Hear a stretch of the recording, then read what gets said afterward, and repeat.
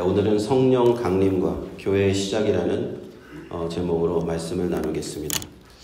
우리가 오순절날 성령이 제자들에게 임하셨잖아요. 그 성령이 능력 있게 임함으로써 제자들은 예수님의 부활의 증인이 되었습니다.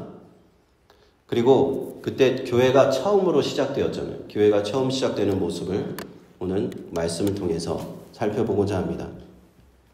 특별히 저는 6월 8일 주일 성령 강림 주일까지는 우리 교회가 이러한 성령의 충만을 위해서 함께 기도하면서 그렇게 함께 정진해 나갔으면 좋겠습니다. 우리의 성령 충만이 있다면 우리의 모든 문제는 더 이상 문제가 아닐 줄로 믿습니다. 오늘 사도행전 2장 42절 말씀 먼저 보시면요. 저희가 사도의 가르침을 받아 서로 교제하며 떡을 떼며 기도하기를 전혀 힘쓰니라 라고 되어 있죠. 참 이 구절이 한 구절밖에 되지 않은 구절이지만 초대교회의 시작의 모습을 그대로 이렇게 함축적으로 담고 있어요.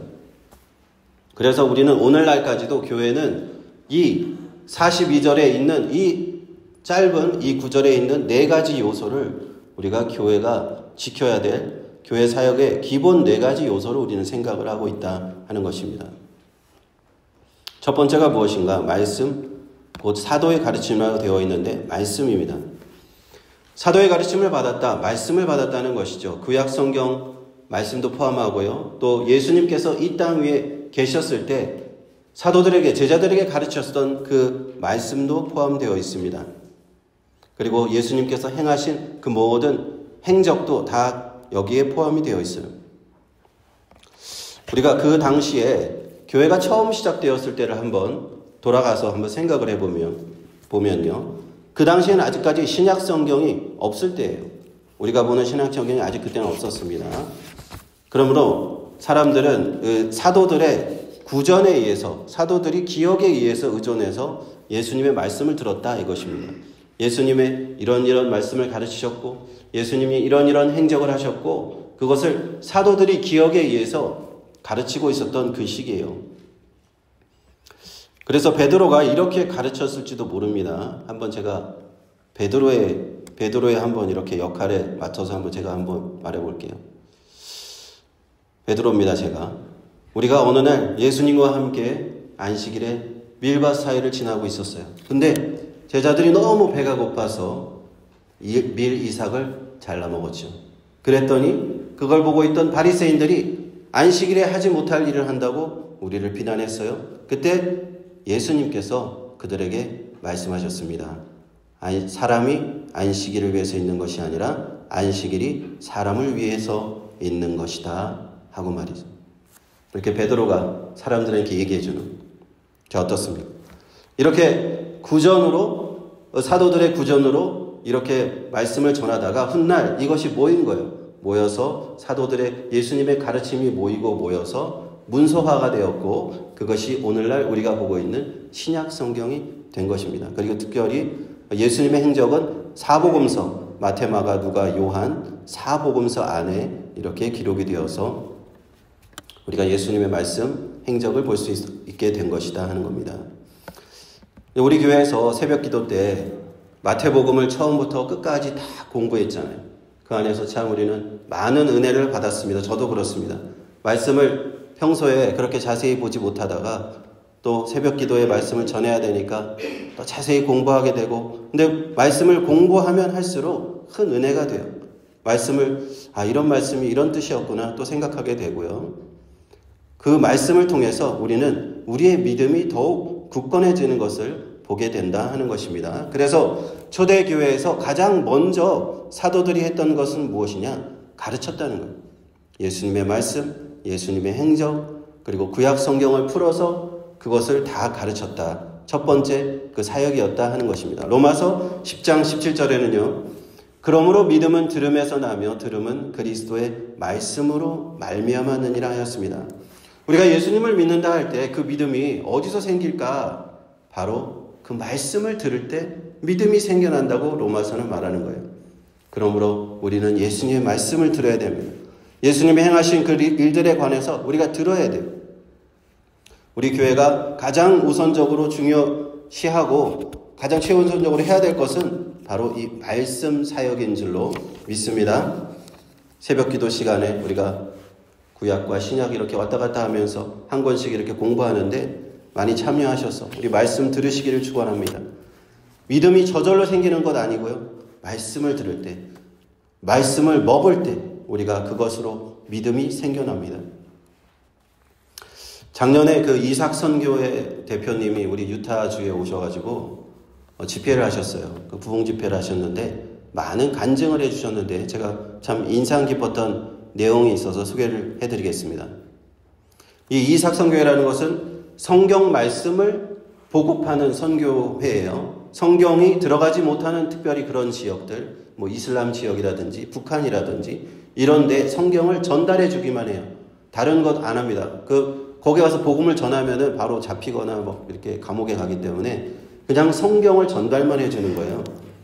그런데 이 선교회에서 한 번은 아랍 지역의 어떤 국가에 성경을 가지고 들어갔다고 합니다. 그 국가는 공식적으로 기독교를 믿을 수가 없도록 탄압이 심한 그런 국가예요. 그래서 사람들한테 공개적으로 성경을 이렇게 나눠줄 수가 없는 거예요. 그래서 성경을 수백 권을 들고 갔는데도 나눠줄 수가 없어서 많은 사람들이 모여 지나다니는 광장에다가 그 성경을 이렇게 쌓아놨다고요. 그리고 이렇게 멀리서 이렇게 지켜봤다고 합니다. 그랬더니 사람들이 한 명, 두 명씩 지나가면서 그 성경을 한 권, 한 권 이렇게 가져가는 거예요. 얼마 지나지 않아서 그 많던 성경이 다 사라졌다 하는 것입니다. 그 이슬람 지역 박해가 심한 그곳에서도 하나님의 말씀, 그리스도의 말씀을 듣고 그 예수님을 믿는 숨은 그리스도인이 있다 하는 사실입니다. 또 한 번은 이 선교회에서 북한에 들어갔다고요. 북한은 또 공개적으로 이 성경을 소지하면 처벌을 받는 나라잖아요. 그래서 이 선교사님이 몰래 이렇게 가방 같은 데다가 신약성경, 조그만 신약성경을 가지고 몰래 잠입을 했는데 기차를 탔대요. 기차를 탔는데 목적지까지 가는 동안에 잘 무사히 들고 가야 되는데 중간에 그런 검열하는 사람이 나왔다 하는 거예요. 그래서 이거 걸리면 분명히 성경 다 빼앗길 텐데 차라리 그냥 버려야겠다 생각해서 그 화장실에 갔대요. 화장실에 가면은 북한 기차는 화장실 바닥이 뚫려 있다고 합니다. 그래서 뚫려 있는 바닥에다가 갖고 있는 성경을 다 버렸대요. 그리고 검열에 다행히 걸리지 않았답니다. 그래서 좀 아깝긴 하지만 그렇게 성경을 다 버려가지고 아깝긴 하지만 하고 무사히 빠져나왔는데 그리고 몇 년이 지나서 이 선교사님이 놀라운 경험을 하게 됩니다. 중국에서 어떠한 그 탈북민 목사님을 만나게 돼요. 그래서 탈북민 목사님과 이제 인사를 하고 서로 소개를 하다 보니까 이 탈북민 목사님이요. 자기의 이 간증을 하는 거예요. 자기 간증을 하는데 자기가 북한에서 있을 때 너무 배고프고 너무 힘들어서 자살하려고 기찻길에 가서 기차로 뛰어들려고 하는데 갑자기 기차에서 무슨 책들이 막 쏟아지더라는 거예요. 그래서 그것을 주워서 읽었더니 그것이 신약 성경이었다. 그리고 그것을 신약 성경 말씀을 보고 예수님을 믿고 지금 목사가 돼서 탈북해서 지금 중국에 와 있습니다. 그러는 거예요. 그 선교사님은 자기가 버린 성경을 가지고 그것을 읽고 그 말씀을 듣고 예수님을 믿게 된 그 사람을 만난 것입니다. 놀랍게 두 사람은 서로 놀라워하면서 하나님을 찬양했다고 하는 얘기입니다. 이처럼요, 하나님의 말씀에는 능력이 있는 줄로 믿습니다. 예수님 말씀에 능력이 있는 거예요. 그것을 그래서 우리가 듣게 되면요, 그 기독교가 들어갈 수 없는 지역도 그 말씀 때문에 믿는 사람이 생기더라 하는 것입니다. 그리고 두 번째, 교회 사역의 두 번째는 성도의 교제가 있었다라고 합니다. 교제하였다라고 되어 있잖아요. 성령이 임하시고 초대교회가 능력 있게 시작하였을 때 성도 간에 이 교제가 일어났는데 이 교제는 헬라어로 코이노니아라고 들어보셨어요. 코이노니아라고 하는데 이 믿음의 공동체가 세워지는 그 방식이에요. 그렇다면 성도의 교제란 무엇일까요? 우리가 보통 성도의 교제하면은 그냥 함께 모여서 같이 식사하고 또 서로 담소를 나누고 그 정도를 말하는 걸까요? 아닙니다. 그런 정도의 가벼운 교제만은 아니고요.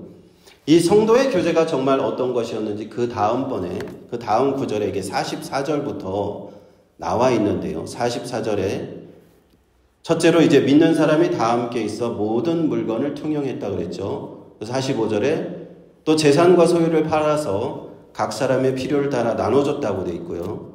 셋째로는 날마다 마음을 같이하여 성전에 모이기를 힘썼다고 돼 있고, 넷째는 집에서 떡을 떼며 기쁨과 순전한 마음으로 음식을 먹었다 그랬고, 다섯째는 하나님을 찬미하였다. 이 5가지 내용이 그 다음에 나오는 것이 이게 다 성도의 교제를 의미하는 겁니다.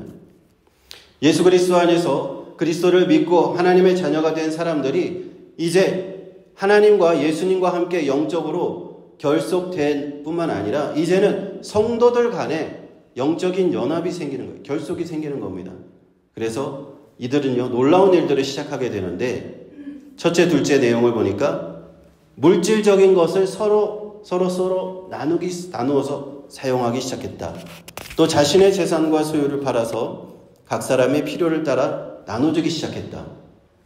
이들이 이제는 그 영적으로 그리스도 안에서 모든 것을 필요를 나눌 정도로 강한 그런 유대감 결속을 이루어졌다. 나의 물질적인 것까지 초월해서 서로 하나가 되었다 하는 것입니다. 이거 보통 이런 일이 잘 일어날 수가 없는 거잖아요. 그렇죠? 내 물질은 내 것이고 내 재산은 내 것인데 내가 다른 사람과 함께 나눌 수 있다. 이것은 참 어려운 것입니다. 그런데 이 첫 번째, 두 번째 이 성도의 교제에 대해서 좀 과거로부터 지금까지 오해와 왜곡이 좀 있어 왔어요. 어떤 오해가 있었냐? 첫 번째는 어떤 사람들이 이 구절에 대해서 공산주의의 초기 형태가 아니냐라고 오해하는 사람들이 있었습니다. 공산주의가 우리가 잘 아시다시피 개인의 사유재산을 인정하지 않잖아요. 그래서 모든 재산을 국가가 소유하고 개인의 필요에 따라서 배급하는 그런 체제가 우리가 공산주의라고 알고 있는데, 아직도 북한도 그렇죠. 개인의 재산을 허용하지 않죠. 중국은 좀 공산주의지만 좀 자본주의를 약간 믹스시켜서 어느 정도는 개인의 재산을 허용을 하지만 다는 허용하지 않는 그런 체제입니다. 그래서 어떤 사람들은 이 성경 말씀을 오해하였는데 이 초대교회가 공산주의의 어떤 공동체가 아니었냐라고 오해한다는 겁니다. 그런데요, 초대교회가 공산주의가 아니었다는 것은 우리가 알 수가 있는 게 무엇이냐면, 일단 초대교회는 사유재산을 금지한 적이 없어요. 모두가 여전히 자기의 재산을 갖고 있었고 자신의 집도 갖고 있었고 재산을 금지한 게 없어요. 그 다음에 다만 그들 중에 성령으로 감동을 받은 이 성도들이 자발적으로 자신의 재산과 소유를 나누어 준 것입니다. 교회에 주고 교회가 또 형제 자매들의 필요에 따라서 그 나누어졌다는 것이 강제성이 전혀 없었다는 겁니다. 그런 점에 있어서 공산주의와는 완전히 다릅니다. 그러므로 이러한 오해는 우리가 잘못됐다라는 것을 말씀을 드리고요. 또 이 말씀을 왜곡시킨 사람들이 있어요. 바로 기독교의 수많은 이단들이 이 말씀을 왜곡시킵니다. 지금도 그렇습니다. 이게 초대교회가 자기 재산을 다 교회에 갖다 바쳤다라고 가르치면서 이단들은 계산을 다 교회에다가 헌납하라고 강요를 합니다. 자발적인 형태로 강요를 해요. 그래서 사실상은 자발적인 것 아니죠. 강요를 합니다. 그런 이단들이 지금도 굉장히 많은데요. 이런 이단, 기독교 이단에 잘못 빠져들게 되면 그런 일들이 일어나요. 집도 팔고 땅도 팔고 재산 다 팔아가지고 교회 갖다 바치고, 그 다음에 또 어떤 이단들은요, 직장도 그만두게 해요. 직장도 그만두고 어떤 이단을 보니까 제가 그 매스컴을 통해서 보니까 태평양에 있는 섬에 들어가서 거기서 집단 농장을 해야 된다고 그러면서 다 직장도 그만두고 가서 거기서 그냥 매일같이 그 농사를 짓고 중노동을 하면서 그렇게 살아가는 거예요. 그러면서 거기서 나는 수익이 있을 거 아니에요. 그거 다 교주가 가져가는, 이단 교주가 가져가는 그런 형태들이 많더라는 겁니다. 그래서 이런 이단들의 형태를 보면요, 그렇게 성도들이 갖다 바치는 그런 재산으로 사치스러운 교주들이 사치스러운 생활을 하고 도덕적으로 타락한 생활을 하고 있는 것을 우리가 매스컴을 통해서 많이 보고 있기 때문에요. 이 이단들의 이 잘못된 행태를 우리는 경계해야 됩니다. 오히려 말씀을 가르치는 듯 하지만 말씀을 왜곡시키시는 거예요. 잘못 가르치고 있어요. 그래서 사람들의 영혼을 구원하는 것이 아니라 오히려 그 영혼들을 파멸시키고 있다 하는 것을 우리는 보면서 경계해야 될 줄로 압니다. 성도의 교제에 관한 오늘 말씀, 성령의 능력과 역사로 말미암아 이런 일들이 일어났어요. 사람들이 다 모든 물건을 서로 내 거 네 거 하지 않고 서로 통용하고 재산과 소유를 다 팔아서, 어떤 사람은 다 팔아서 필요를 따라서 나누어 준 이런 모습, 사실은 굉장히 우리가 순수한 신앙의 눈으로 이것을 볼 수가 있어야 돼요.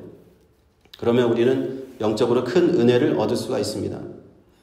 왜냐하면요, 이렇게 성령께서 임하셨을 때 개인들이 내가 더 이상 갖고 있던 그 욕심을 내려놓게 되었다 하는 겁니다. 유무상통하면서 내 것이나 네 것이나 더 이상 있게 되지 않았다 하는 겁니다. 우리 이 땅에서는 이런 일들이 좀처럼 일어나지 않는 일이에요. 보통 그렇지 않습니까? 내 건 내 거고 네 건 내 거고, 우리 자본주의에 살면서 내 재산은 내 재산이지 어떻게 다른 사람의 재산이 될 수 있습니까? 가족이 아닌 이상 공유하지 않는 것이 우리의 기본적인 세팅인데 이것을 넘어설 수 있었다 하는 겁니다. 성령이 충만한 역사가 일어나니까 하나님 나라의 모습이 이 땅에 이렇게 잠시 보여지는 거예요. 우리가 장차 하나님 나라에 가면 어떤 모습이겠습니까? 하나님 나라에 가면 모든 것은 네 것 내 것이 없는 것이죠. 그곳에는 모든 것은 다 하나님의 것이고 모든 것은 다 내 것이고 모든 것은 다 우리 모두의 것이 되는 겁니다. 그러므로 하나님 나라에 가면요, 우리는 서로 갈등하며 싸울 일이 없어요. 내 것을 더 많이 가지려고 싸울 필요도 전혀 없는 것입니다. 그러므로 성령이 임하셨을 때 이 초대교회에서는 이 하나님 나라의 모습, 천국의 모습이 이렇게 미리 보여졌다 하는 것입니다. 그리고 두 번째로 초대교회의 성도의 교제는 어떠한 모습이었는가? 우리가 46절, 47절 이게 말씀을 이렇게 보면요, 3, 4, 5번인데 함께 모이기를 힘썼고 함께 음식을 나누어 먹었고 함께 하나님을 찬미하였다, 찬양하였다는 겁니다. 그 기록에 따르면 초대교회 신자들이 자주 모였던 장소는요, 예루살렘 성전과 성전에 있는 바깥뜰이었다고 해요. 거기에 솔로몬 행각이라는 곳이 있었는데 거기서 항상 자주 모여서 예배도 드리고 찬양도 드리고 전도했다라는 겁니다. 성령을 받은 초대교회 성도들은 이 기쁨이 넘쳤어요. 아, 내가 예수님 믿고 이제 하나님의 자녀가 되었구나, 내가 구원받았구나 하는 이 기쁨이 넘쳤어요. 그러다 보니까 자연스럽게 모이게 되는 거예요. 사람들이 기쁠 때 자연스럽게 모이는 현상이 있잖아요. 우리가 월드컵 4강 진출하면 어떻게 됩니까? 갑자기 막 사람들이 길거리로 쏟아져 나오잖아요. 쏟아져 나와서 같이 모여서 막 노래도 부르고 춤도 추고, 어떤 기쁜 일이 있을 때 사람들은 자연스럽게 모이게 돼요. 본성이 그렇습니다. 초대교회 성도들도 그랬다는 겁니다. 예수 믿고 구원받은 그 기쁨이 넘치니까, 성령이 충만하니까 그 기쁨과 감격과 감사를 주체하지 못하니까 달마다 예루살렘 성전에 모여서 그들은 말씀을 듣고 하나님을 찬송하고 서로 배고픈 사람 없도록 음식도 나누어 먹고 하였다는 것입니다. 그렇게 성도들이 모이니까요, 그곳에는 많은 역사들이 나타났습니다. 기적과 표적들이 일어났습니다. 성령이 충만하니까요, 사도들을 통해서 많은 역사들이 나타나는데 병든 자가 치료되고 귀신 들린 자의 귀신 떠나가고 하나님의 그 기적과 표적을 보여주셨어요. 성령 충만한 이 사도들이 그 모든 기적을 예수님이 행하신 그대로 그들은 행할 수 있었다 하는 겁니다. 이것이 바로 우리가 사도행전에 보는 초기 교회에서 보는 성도의 교제의 모습입니다. 성도의 교제는 그냥 단순히 우리가 음식 먹고 그냥 서로 안부 묻고 그 정도가 아니라 이 성령의 충만을 받은 성도들이 자연스럽게 모여서, 자발적으로 모여서 내가 너나 나나 할 것 없이 서로 자원하여서 서로 돕는 것이고요. 자원하여서 서로 배고픈 자를 먹이는 것이고요. 자원하여서 하나님을 찬양하고 그렇게 모두가 기쁜 마음으로 함께하는 것이 성도의 교제인 줄로 믿습니다. 다음에 이제 성찬, 세 번째 성찬인데요. 성령 충만한 성도들이 함께 모여서 떡을 뗐다라고 되어 있습니다. 떡을 뗐다라는 것은 그 예수님께서 가르쳐 주신 그 성찬을 행했다 하는 의미입니다. 주님께서 잡히시던 그 밤에 제자들과 함께 마지막으로 모이셨잖아요. 그리고 마지막 만찬을 하시면서 떡을 떼어주시고 또 잔을 나누어 주셨습니다. 그리고 그 의미를 설명해 주셨어요. 십자가에서 곧 죽으실 주님께서 이 떡은 너희를 위하여 죽는 나의 몸이다. 이 포도주 잔은 너희를 위하여 흘리는 나의 피다. 그렇게 성만찬을 제정해 주셨습니다. 그러므로 초대교회 사람들은요, 모일 때마다 이 성찬식을 행했어요. 처음에는 교회가 없었기 때문에 가정 집에서 이 성찬을 행했고, 이후에 교회가 생기면서 매주일 이 성찬식을 했다고 그래요. 그런데 이제 현대 교회로 오면서 매주일 하기가 좀 바뀌면서 어떤 교회들은 뭐 한 달에 한 번 하기도 하고 1년에 3-4번 하기도 하는데요. 우리 교회는 1년에 3번 합니다. 3번 신년주일, 종려주일, 부활절 전주일, 추수감사주일 이렇게 3번 성찬식을 거행하고 있습니다. 그리고 마지막이 이제 기도입니다. 마지막으로 성령 충만을 받은 초대교회 성도들은 이제 기도에 힘쓰는 사람들이 돼요. 성령 충만과 기도는 이 서로 뗄래야 뗄 수 없는 그런 관계가 있습니다. 우리가 나무를 이제 장작을 태워 보신 분은 아실 텐데, 장작에 불을 붙이려면요, 2가지가 필요합니다. 뭐죠? 하나는 조그마한 불씨라도 있어야 돼요. 2번째는 바람을 불어줘야 됩니다. 그래서 뭐 입으로 불든지, 부채질을 하든지, 아니면 풀무기로 바람을 넣어줘야 이 불이 붙어요. 이 성령 충만과 기도가 이 2가지 관계와 비슷합니다. 성령이 오셔서 우리에게 충만해 주시면 우리 기도를 하게 하시고 우리 기도에 불이 타오르게 하는데, 우리가 기도에 불이 타오르면요, 더욱더 성령이 충만한 이러한 그 선순환이랄까, 이런 구조가 생긴다 하는 것입니다. 불과 바람이 서로 도와서 불이 활활 타오르듯이 이렇게 성령 충만한 사람은 기도하게 되고, 기도하는 사람은 더욱더 성령 충만하게 된다 하는 것입니다. 기도는 성령 안에서 우리가 행하는 영적인 호흡이잖아요. 우리가 숨을 쉬는 것과 똑같습니다. 영적으로 우리는 숨을 쉬기 위해서는 기도해야 돼요. 기도하지 않으면요, 영적으로 살아있을 수가 없어요. 영적으로 죽게 되면요, 하나님과의 소통도 막히게 되는 거예요. 그러므로 우리가 성령께서 오셔서 우리가 하나님과 영적으로 소통할 수 있도록 이 기도의 불을 지피시는 줄로 믿습니다. 에베소서 6장 18절의 말씀 있잖아요. 모든 기도와 간구로 하되 무시로 성령 안에서 기도하고 이를 위하여 깨어 구하기를 항상 힘쓰고 여러 성도들을 위해서 구하라 하였습니다. 우리가 힘써야 될 것, 모든 기도와 간구, 시간을 좀 정해놓고 뭐 새벽 기도라든지 이렇게 철야 기도라든지 시간을 정해놓고 기도하고요. 어떤 기도는 시간을 정해지지 않고 무시로 기도하라고 되어 있어요. 무시로 성령 안에서 기도하라. 언제든지 마음속에서 기도해야 할 마음이 있다면 성령 안에서 기도하라. 또 여러 성도를 위해서 구하라고 했잖아요. 중보기도를 말하는 겁니다. 기도가 필요한 성도들, 몸이 아픈 성도들 위해서 내가 기도해 주는 것입니다. 그러므로 예수 믿는 성도들이 세상 사람들과 달라지는 것, 그것 중에 가장 중요한 것 중에 하나가 무엇인가? 그것은 기도의 사람이 된다는 거예요. 내가 가족들을 위해서도 기도하고, 우리 자녀들을 위해서도 기도하고, 부모를 위해서도 기도하고, 내 직장을 위해서도 기도하는 기도의 사람이 된다는 것입니다. 우리가 예수 믿는 성도들, 성령 충만을 받았을 때 이렇게 기도의 사람 되는 줄로 믿습니다. 그런데 때로는 우리가 전 무엇을 위해서 기도해야 될지 모를 때도 있죠. 내가 너무 지치고 힘들고, 하나님, 내가 기도를 하고 싶은데 기도가 잘 되지 않아요 라고 할 때도 있어요. 그럴 때도 우리는 어떻게 해야 됩니까? 일단은 기도의 자리로 나오셔야 돼요. 기도의 자리, 내가 기도를 시작해야 돼요. 그렇게 되면요, 내가 기도 못하지만 성령께서 나를 위해서 기도해 주시겠다라고 말씀합니다. 로마서 8장 26절에 보면요, 이렇게 기록이 되어 있습니다.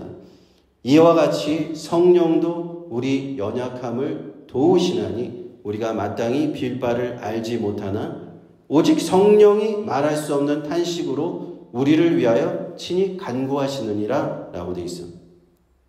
누가 간구한다고요? 누가 기도한다고요? 주체가 누굽니까? 성령이 우리를 위해서 기도하신다는 거예요. 나만 기도할 줄 아는가 했는데 아닙니다. 성령께서 나를 위해서 기도하신다는 거예요. 때로는 나는 나를 위해서 뭐라고 기도해야 될지 잘 모를 때가 있어요.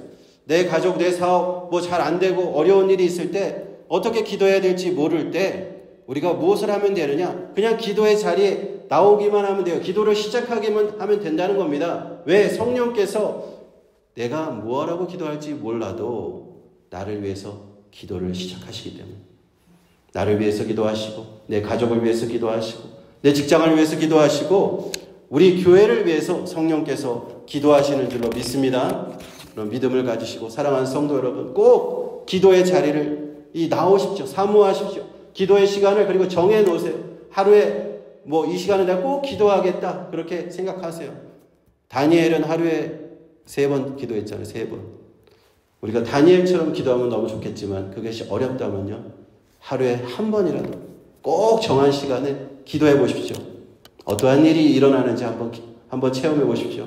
성령께서 우리가 기도하게 하신다는 것, 나를 위해서 성령께서 기도하시는 것, 그걸 한번 체험해 보시라 하는 겁니다. 그러면요, 우리의 인생이 바뀝니다. 우리 인생이 달라져요. 성령이 나를 위해서 기도할 때 우리의 인생은 변화되지 않을 수가 없는 줄로 믿습니다. 성령이 강림하셨어요. 초대교회가 힘차게 시작한 모습을 우리는 말씀을 통해서 보았습니다. 그것은 예수님께서 약속하신 그대로였습니다. 성령이 너에게 임하시면 예루살렘과 온 유대와 사마리아와 땅끝까지 이르러 내 증인이 되리라 한 놀라운 그 약속의 말씀 그대로 이 사도들은 성령이 충만했습니다. 가는 곳마다 예수 복음 전했습니다. 능력을 행했습니다. 기적과 표적이 나타났습니다. 가는 곳마다 하나님께서 친히 성령께서 그 복음을 증거해 주셨고요. 초대교회는 날마다 믿는 사람이 더해졌다. 주께서 구원 얻는 사람을 날마다 더하게 하셨다 하는 겁니다. 우리 유타 한마음교회 어떤 방향으로 나아가야 됩니까? 세상적인 방향 아니고요. 성경이 말하시는 이 성령의 인도를 따라서 이 길로 나아가야 될 줄 믿습니다. 성령 충만의 길로 나아가야 될 줄 믿습니다. 그러할 때 초대교회가 했던 그 4가지 사역, 말씀, 교제, 성찬, 기도, 이 4가지 사역 우리가 충실히 감당하면서 하나님의 은혜 가운데 우리가 살아갈 줄 믿습니다.